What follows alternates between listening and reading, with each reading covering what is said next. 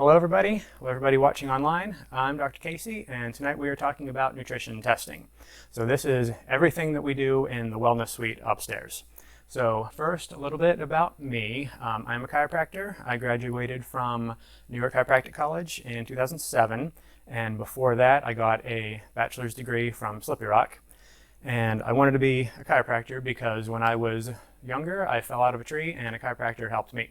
So I thought it would be cool to learn what he did and pass that on to some other people. And I also have a certification in applied kinesiology, which when I went to chiropractic school, I had no idea what that was. I had never heard of it before, never seen it before, but I got kind of drug into going to a K club my first month there, and I got hooked, and I've been immersed in it ever since then. So I've never done chiropractic without AK. So most of what we're going to talk about tonight is rooted in applied kinesiology and those types of procedures. So we're going to work from big picture down to the smaller details. So natural healthcare in general. Natural healthcare means anything except for drugs or surgery. So this includes chiropractic, homeopathy, acupuncture, massage, nutrition, anything not drugs and surgery, which is more typical of the allopathic medicine that we see in the United States. So when we're working in natural health care, we always want to diagnose the process rather than name a condition. So I don't want to say to somebody, you have rheumatoid arthritis, for example. I would rather say, and I'm more allowed to say, that maybe you've got too much inflammation in your body. You've got too many free radicals. Your immune system has stressors affecting it.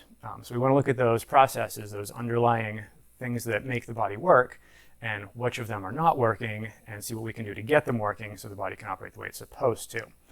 So we do not treat or make medical diagnoses. That's practicing medicine without a license. We're not allowed to do that, and that's not what we want to do in this type of work anyway. And we want to use supplements and other treatments to support the body's function so it's better able to heal itself. So the body is designed to heal itself. That's what it's meant to do. That's how it's built to work.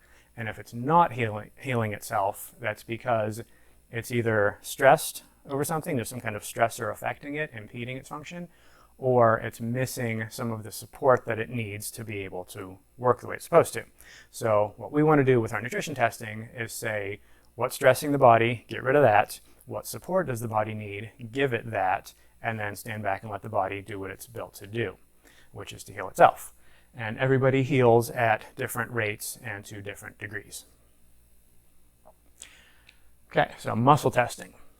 Muscle testing is a standard part of the neurological exam. Every chiropractor, osteopath, medical doctor, anybody who's trained to evaluate a patient learns how to do this in school. And we pair this with reflex testing and sensation and nerve tension, and this is how we would evaluate a suspected nerve problem, like a disc herniation or other things along those lines. Now, we use this in applied kinesiology, but we use it a little bit differently.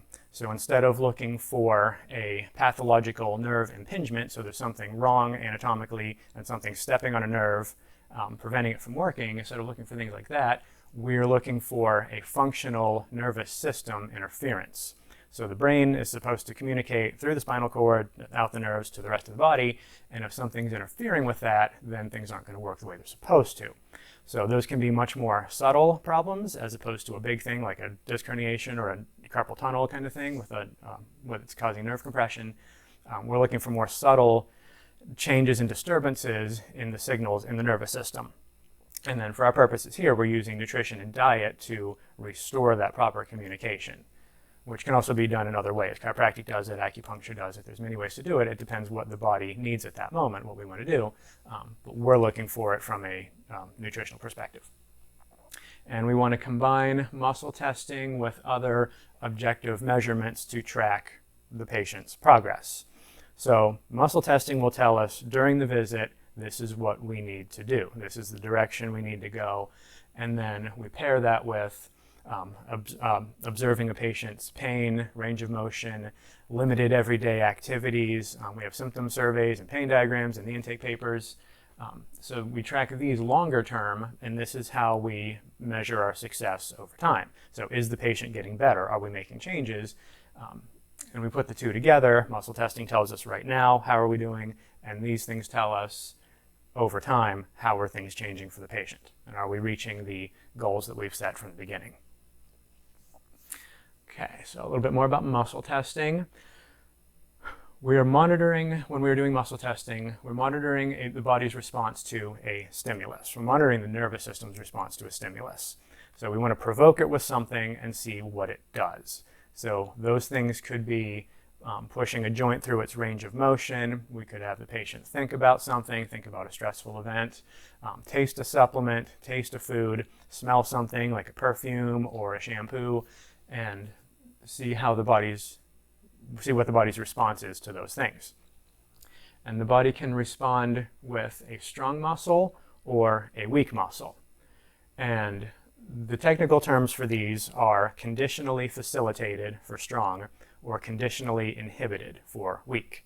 But that's way too much to say, so we say strong and weak. But this isn't strong and weak like Arnold and Pee Wee strong and weak. This is more like, is the muscle able to get its electrical signals from the nervous system to tell it to contract? Is there something blocking that communication between the brain and the muscle so it doesn't contract? So think of your house. You've got a breaker box, you've got wires, and you've got light bulbs. And if all the switches in the breaker box are in the on position, then electricity goes through that breaker box, through the wires to the light bulbs, and the light bulbs turn on because they're getting the power that they need. And you could take out those light bulbs and put in stronger light bulbs, and your light's going to be brighter, and it's still going to work because it's getting the power that it needs from a higher up source. So when we're doing muscle testing, we're looking for, is there a fuse blown in the body? Like in that breaker box, if those switches are not in the on position, that electricity does not go through that box, through those wires to the light bulbs don't light up. So for our example here, that would be a weak muscle. So there's a fuse blown somewhere in the body. We need to find what we need to do to flip that switch back to the on position, monitoring that muscle function or monitoring the light bulb to tell us if we've got it or not. So, and it's all about electricity. So things happen immediately. You flip a light switch, a light comes on right away. We get the right answer for the body. The muscles will turn back on right away or turn off right away. So the changes we can see with muscle testing, we can have a strong muscle that becomes weak, which means whatever we did, the body did not like that. And this will identify a problem. And we can have a weak muscle that becomes strong, which means whatever we did, the body did like that. And this identifies a solution. And we can also have a strong muscle that stays strong, weak muscle stays weak, so there's no change, which means the body's indifferent to whatever we did. It's not enough of a stressor to cause a problem, and it's not enough of a remedy to really fix anything. So we know right away if the body likes something or not based on those changes in the muscle testing response. So when we're doing the testing, we're observing for function of the muscle. Is it getting enough of a signal through the nerves to contract? And we're testing for function. We're not looking for strength. We're not arm wrestling. I'm not looking for, am I stronger than you? Are you stronger than me? I'm looking for, is your light bulb getting power? Is that muscle able to fire and is able to lock and hold a contraction or not? And that's what gives us a lot of information, and we go from there.